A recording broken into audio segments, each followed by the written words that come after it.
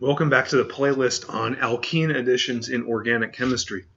In this particular video, we're going to go over a special type of addition reaction called catalytic hydrogenation. And before we get into the details of how that type of reaction works, there's a few things that I want to go over. Okay, right here we have three different functional groups. We have the alkane. Alkane is where you have carbon-carbon bonds that are single bonds only. An alkene is when you have a double bond, which is a sigma bond and a pi bond. Then we have an alkyne, which is one sigma bond and two pi bonds. And basically what you'll notice is that as we go from the alkane to the alkene to the alkyne, we're increasing the bond order, basically. Okay, as we go backwards, we're decreasing it from a triple bond to a double bond to a single bond. Okay, now it turns out that when you go to the right on this sort of series from the alkane to the alkene and finally to the alkyne, it turns out that that type of reaction is termed an oxidation. And ultimately what that means is that whatever you're doing to the molecule, say you're going from an alkane to an alkene, you're essentially losing two hydrogens, right? If I was to fill in the hydrogens here, notice that there's actually two on this carbon, and then there's two on this carbon, right? So there's four total there. If you look at the alkene right here, there's one here and one there, which basically just means that I lost two hydrogens. Another way of looking at going from an alkane to an alkene is you also lost two electrons. Okay, that's another way of looking at it, and both of these actually go together. Okay, likewise, I can go from an alkene to an alkyne. Notice here in the alkene I have two hydrogens. Here I have zero, which means I also, in going from the alkene to the alkyne, along with losing two hydrogens, I also lost two more electrons. So I can say going from the alkane to the alkyne is a loss of 4 electrons overall. And you can also do the reverse process, which is going from an alkyne to an alkene and to an alkane. That process is reduction in terms of carbon-carbon bonds. Now, if you lost 2 electrons and 2 hydrogens going to the right, that should imply that going to the left, the reduction direction, I should also gain 2 hydrogens, but I should also gain 2 electrons. And it also turns out that is true as well when these two things go together as well. Okay. In other videos later on, we'll look at a similar analogy when we look at oxidation states of carbon-oxygen bonds. We'll see that alcohols can be oxidized into aldehydes and then into other things like carboxylic acids, but that's a different story. Here we're just talking about carbon-carbon bonds. Okay. Another way of terming at least the reduction, okay, when you're reducing going from alkyne to alkene to alkane, is notice we're picking up 2 hydrogens every time. Okay, every one of these sequential steps we're picking up 2 hydrogens. Therefore, at least in terms of these reactions, the reduction is termed a hydrogenation. Okay, it's called hydrogenation because we're adding hydrogens. Therefore, if we go the opposite direction, the oxidation, from an alkane to an alkene to an alkyne, notice we're losing 2 hydrogens. That's called a dehydrogenation. We won't cover it explicitly in this video, but there's going to be a video after this where we're going to talk about some of the important things that come out of this type of reaction, say in biological systems. If you've taken any kind of usually an upper level biology course, or you'll see this in biochemistry, you'll often see enzymes called dehydrogenases. Okay.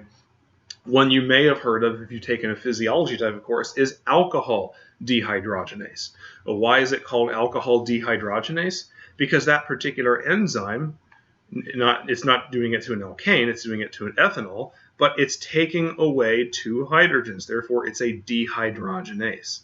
Okay, so if you're reducing, that's a hydrogenation. You're actually adding 2 hydrogens. And it turns out that catalytic hydrogenation, okay, that's where the name comes from of the reaction we're going to look at in this video.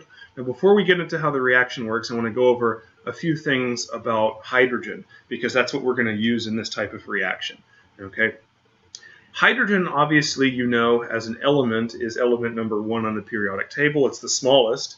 If you're looking at atomic hydrogen, it has 1 proton and it has 1 electron. Okay.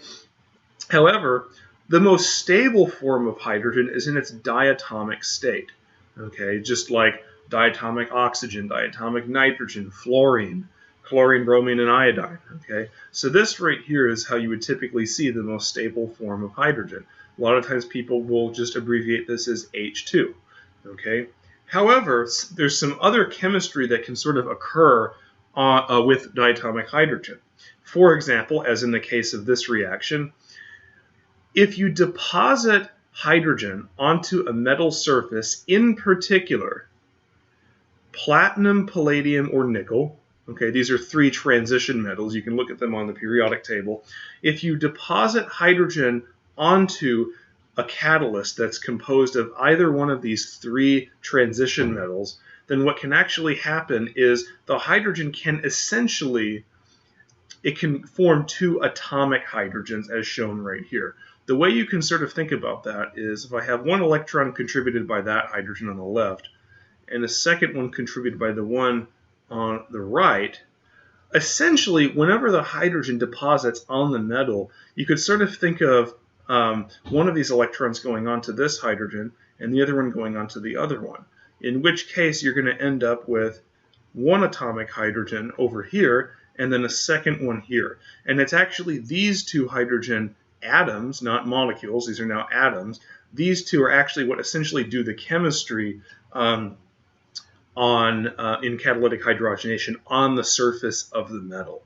Okay, so first of all, let's go up here and we're going to basically look at the generic reaction for catalytic hydrogenation. Now, we're not going to look at a specific mechanism because it's a lot more complicated than some of the ones we've seen in the past, but it'll hopefully give you an intuition, and this reaction is actually one of the easier ones in this section.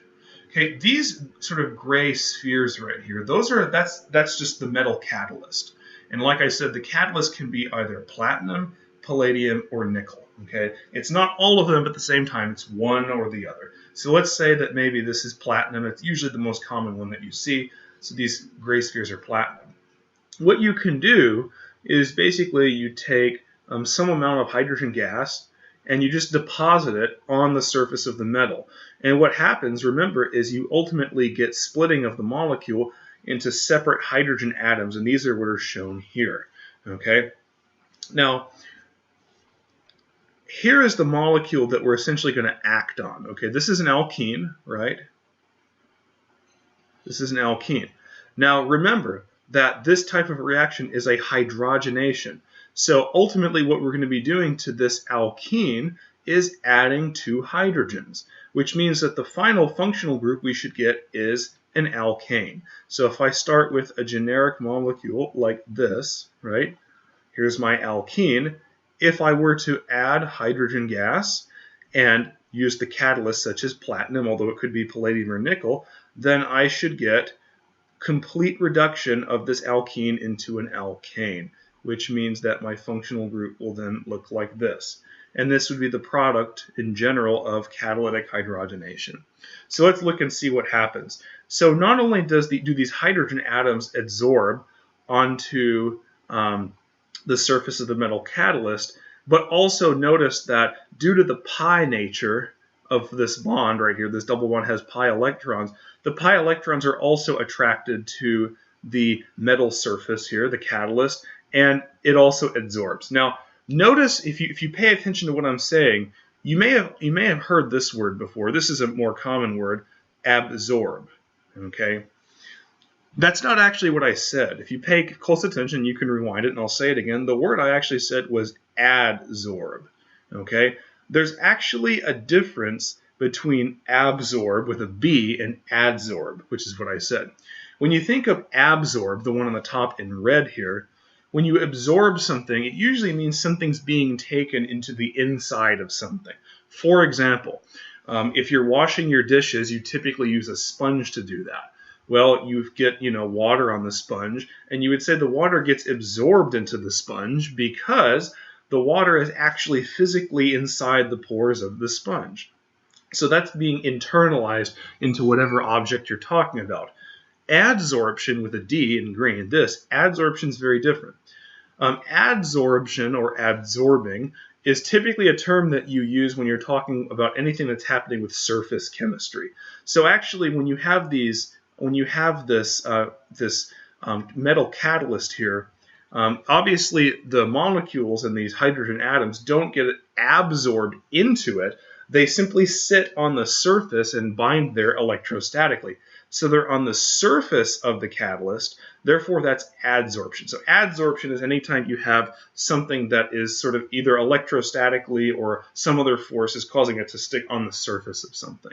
Okay, so that's what's happening. Okay, now what's first going to happen, and this is by no means a mechanism, it's not a mechanism, but first of all, we're essentially going to cause one of these hydrogen atoms, in this case I'm denoting this one right there, that hydrogen atom is essentially going to form a bond with this carbon right there.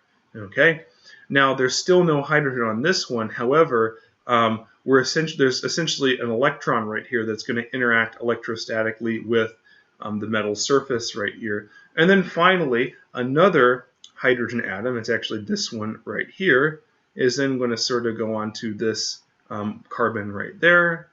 And notice right there, I went from having a molecule that looked like this. I use hydrogen and a metal catalyst, and now I just have an alkane. And I can even draw these hydrogens in here like that. Okay, so hopefully that gives you a little intuition on what's happening. Hydrogen first has to adsorb onto the surface of the catalyst, and then you put the alkene on there, the alkene adsorbs, and then you get basically addition of the hydrogen atoms across that double bond, and you get reduction of the alkene into the alkane. Okay, so hopefully that makes sense. So that brings up this point, the net effect, reduction of an alkene into an alkane. Okay, so that's what happens. So the best way to actually get a feel for this is actually to look at a few examples. I already have the products drawn here, but hopefully you can pretty easily see what's happening here. Okay, this is my alkene functional group. Okay, I put this on with hydrogen gas on a platinum catalyst, and notice it just totally reduces the alkene into an alkane. Okay, and if you want to check this, remember you can draw these hydrogens in. Here there's 3, right? At least on the alkene. So when I add hydrogen, a hydrogenation, I should expect 5. And there's actually 2 here. And then notice there's actually 3 there. I went from 3 to 5. That's a hydrogenation. Okay. The other thing also is, once again, it's plus 2 electrons. Okay. Along with 2 hydrogens. All right. And also notice one other thing I want to make sure you understand. Notice that the actual carbon count doesn't change. Okay, in catalytic hydrogenation, this is one reaction where you're not going to break any carbon-carbon bonds. Okay, another example. Here's a trans double bond. Okay, there's my alkene. Notice I use hydrogen gas. Here I put it on a nickel catalyst, and I get complete reduction into an alkane. If I want to check the number of hydrogens, here's one here. A second one there, right? There's 2, so I should expect 4 here, right? And that's actually what I have, right? Here's 4 hydrogens there. So once again, we can say it's I'll even put plus 2 hydrogens and plus 2 electrons, okay? You can even have more complicated alkenes, some things that have more than one double bond, as shown right here. So how many double bonds does this have? It has 1 double bond, 2, 3, and 4, right? So notice here, if I had 1 double bond, I had to use a 1-to-1 stoichiometric equivalent of hydrogen gas, so 1 hydrogen here. If I had 1 double bond here, that's 1 hydrogen here. So one thing you can sort of say is, if you wanted to reduce, say, 4 double bonds, that means you have to have 4 molecules of hydrogen gas per molecule, okay? If I had a molecule that, say, had 15 double bonds, and I wanted to reduce all of them, then that's going to be 15 molecules of hydrogen gas. Okay, so hopefully that makes sense. And notice what's happening here. This double bond is reduced to an alkane. This double bond reduced to an alkane. This vertical one also reduced to an alkane, and the terminal one is as well. Okay, so in this case, notice if I'm adding 4 hydrogen gas molecules, okay, let's do this. There's 2 hydrogens. Here's a hydrogen, there's a hydrogen, There's one. So what you can hopefully see is that I should have how many hydrogens here? 1, 2, 3, 4, 5, 6, 7, 8, 9. So if I'm adding 4 molecules of hydrogen gas, how many hydrogens am I adding? I'm actually adding 8 hydrogens, right? And that also means I'm adding 8 electrons. So let's actually count the number of hydrogens here. 1, 2, here's 3, 4, here's 1, 2, 3, 4, 5, 6, 7, 8, 9, 10, 11, 12, 13, 14, let's see, 15, 16, 17. So I added 8 hydrogens. I have 17 hydrogens there, and that number actually works out. Okay? So hopefully you can see that all you're doing with catalytic hydrogenation is you're simply taking every double bond and completely reducing them to single bonds. Okay? Here's kind of a challenge question. Okay? Here I have an aromatic compound. This is aromatic. The specific name of this molecule is benzene. Okay? Now the question is, here's 3 double bonds. So theoretically, I would need 3 molecules of hydrogen to completely reduce this into an alkane.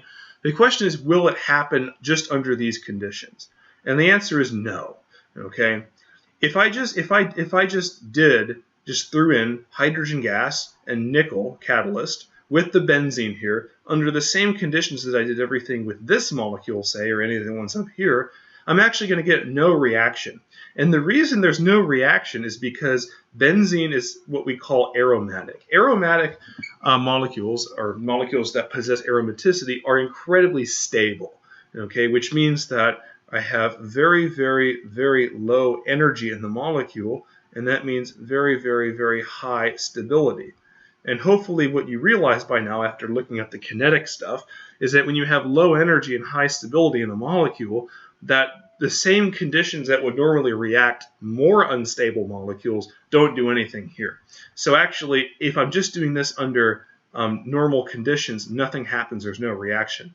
However, if you use a nickel catalyst, and that's a big if you use a nickel catalyst and you crank up the temperature, really high temperature, and also extremely high pressure. Usually we're talking at something on the level of 40 atmospheres, so very high, okay? Because normally you do these kind of reactions at atmospheric pressure, which is 1 atmosphere, so 40 times that, sometimes even more. On a nickel catalyst, you can actually get this to react, in which case if that happens, then you're just left with cyclohexane. Okay, and you can count the number of hydrogens on here. There's actually 6, right, because it's benzene. C6H6. Oops, get the pen to work. C6H6. So here, if I did this reaction, it would be adding 3 times 2, which is 6 hydrogens, right? And then I should be also adding 6 electrons. And you can count this, and there's going to be 12 hydrogens versus 6, because cyclohexane is C6H12. And if you do this at very high pressures and temperatures, you can get this to react, but only under those conditions, okay? Another thing is if you also were to add simple functional groups like a methyl group, in this case that's toluene, then you can also get those molecules to react too, and they will also reduce all the double bonds into single bonds, okay? And that destroys the aromaticity, but the stipulation is that has to be under very high temperatures and pressures. If you just simply see, 3 hydrogens in nickel, platinum, or palladium, and an aromatic compound and no other conditions, you would just say no reaction. Okay, so hopefully that makes a little bit of sense. Now, one thing, I'm just going to introduce this now, even though you won't technically see this in this chapter because this is alkenes. Suppose you have a compound here. This one is an alkyne, right? If you go back over here to this little table that I had, notice that if we're doing the reduction direction, which is catalytic hydrogenation, you can go from an alkene to an alkane, and that's certainly a 2-electron or 2-hydrogen reduction, but you can also start with an alkyne. And if you do the same conditions, hydrogen gas and one of these metal catalysts, you can actually turn the alkyne directly into an alkane. Okay, there are ways you can stop it at an alkene, but that's not something we're going to cover now. For all intents and purposes right now, if you see an alkyne, which is this functional group right there, an alkyne, and you see hydrogen gas and the catalyst, you're just going to draw this in the alkane form. Now, before I draw this, let me just go over one thing. Whenever you see this in parentheses XS, okay, after some reagent, XS is sort of play on words because it really means the word excess, sort of like an excess reagent that you would see in general chemistry, but it just sounds like XS, the letter, so they just put this to abbreviate. But that just means that you're going to use excess hydrogen, so you make the alkyne or the alkene your limiting reagent, and you just sort of force the reaction towards the products. So here, when you do alkynes, though, it's a good idea to keep track of your carbon count because it can be confusing. We'll cover that more in the next playlist. So 1, 2, here's carbon 3, 4, 5, and 6. You could count this as 7. So your product should be, let's see, here's 1, 2, 3, 4, 5, 6, and then this. 1, 2, 3, 4, 5, 6, and then here's 7. So when you have an alkyne and you throw it in with hydrogen gas excess and the metal catalyst, you just get an alkane. Okay. One more example in this, and then we're going to move on to something else very quickly. Suppose you even had this compound. Let's say you had an alkyne here, and then just thrown in there you had an alkene. Okay. Suppose now I use excess hydrogen gas and say, let's do palladium this time. Okay. So let's count the carbons. 1, 2, 3, 4, 5, 6, 7. Okay.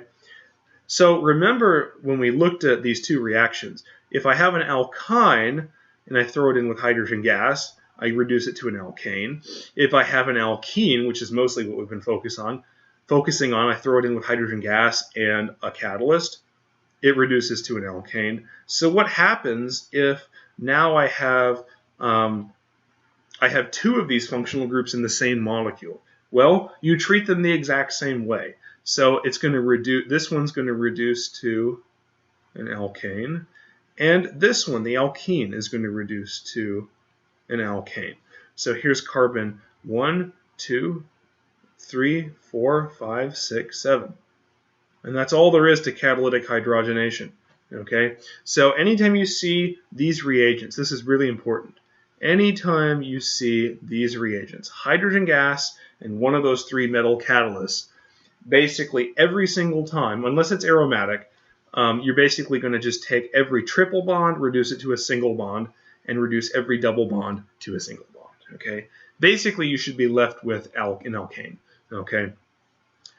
So hopefully that makes sense. There is one other thing I want to go over, and that's whenever you have a situation where you have the capacity to produce stereochemistry.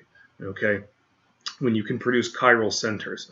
Okay, the thing about hydrogen gas, if we go back up here to the top, okay, where we're looking at this sort of diagram of the metal catalyst, whenever you have this metal catalyst, you have to sort of imagine that it's just in one plane. So maybe going this direction, that's like the x-axis. Going off in this direction is the y-axis. And if you were to stick something perpendicular to this, say going down like that, right through the surface, that would be the z-axis. Okay? So and the z-axis is the vertical axis, sort of like y and x are kind of like the ground that you're standing on. Okay?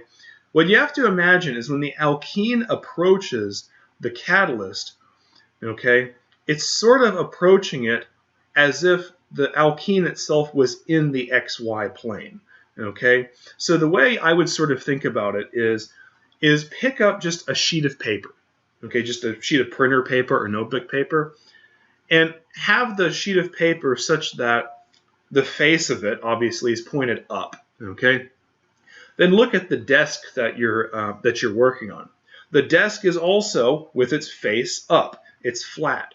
So imagine the desk that you're on is the metal catalyst, and then imagine the piece of paper with its face up, is facing up as well, and that piece of paper, you slowly put it down onto your desk. That's if the piece of paper was the alkene, that's sort of how the alkene approaches the desk. So if you imagine that there's hydrogen atoms deposited on the desk, then you can imagine when the alkene or the piece of paper approaches the desk, that those hydrogen atoms are only going to add on one side of the paper. It's the side of the paper that's facing the desk, which is the bottom of the paper. There's not going to be hydrogen atoms on the top, right? Because the top is not facing the desk. The only part of the alkene or the paper that's facing the desk is the bottom.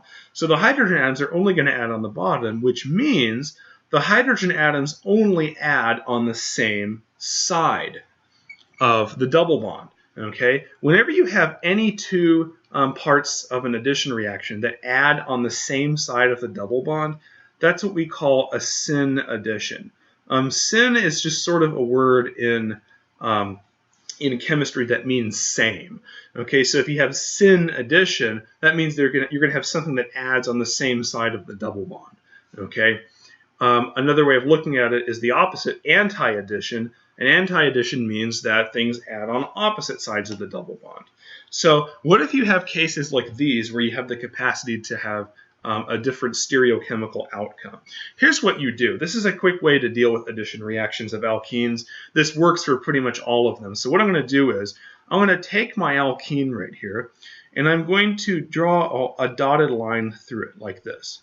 Okay, I'm going to take a dotted line and do that. Also, what's helpful here is to draw in any hydrogens that you have on the double bond. Okay, and what I'm going to do is I'm going to say that everything that's on one side of that dotted line, say this side, is going to remain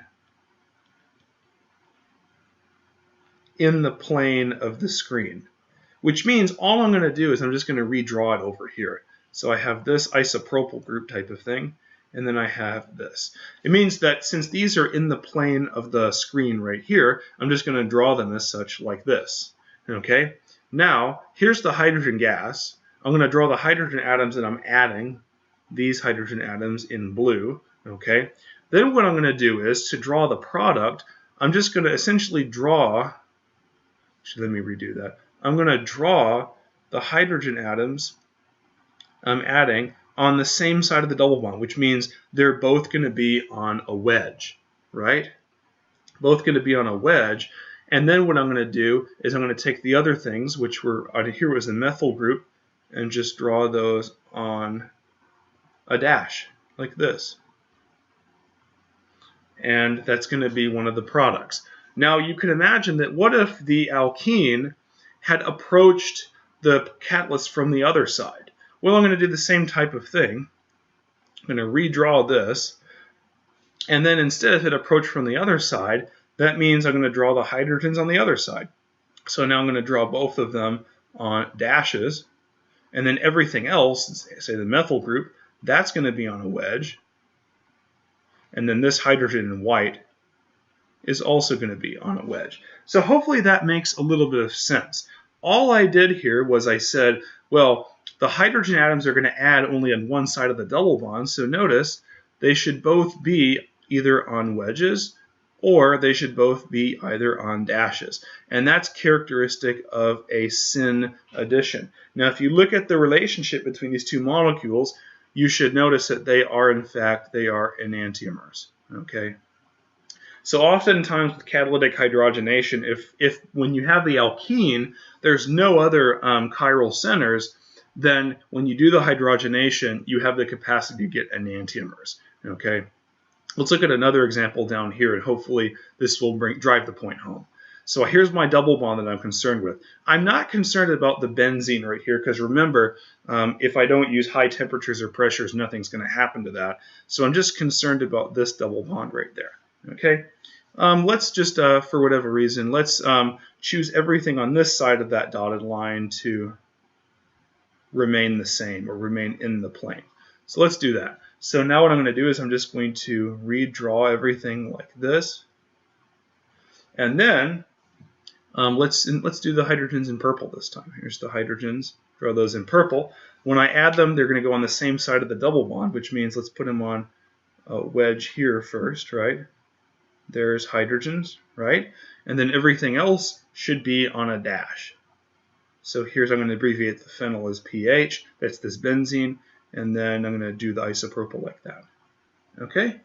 So now hopefully you see these hydrogens are on the same side because they're both on wedges. Okay, the other product I should get is the one where the hydrogens add on the opposite side of the double bond. So let's go ahead and redraw this. Remember, everything on that side I chose to remain the same. Okay.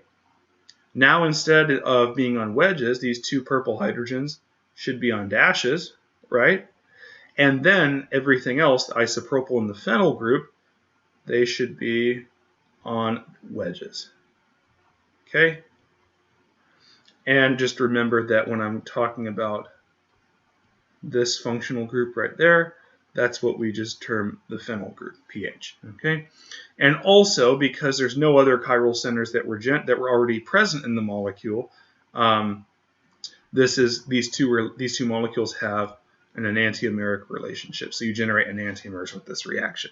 So catalytic hydrogenation can produce stereoisomers. In these cases up here, it did not. Okay, but in some cases it can, so you do have to watch out for that. If you don't generate any chiral centers, then with these wedges and dashes, you really don't have to worry about that. But if you do generate a chiral center, you do have to draw wedges and dashes and so forth. But hopefully this technique of drawing the dotted line through the double bond, this works for pretty much all the addition reactions you're going to do in this chapter. There's one it's really not applicable for, but other than that, it works for these. Okay, so hopefully this gave you a little bit of intuition on catalytic hydrogenation. We're going to look at in the next video in the playlist some applications of this in biological systems, and hopefully you'll start to see that organic really is kind of useful for other areas of science as well. See you in the next video.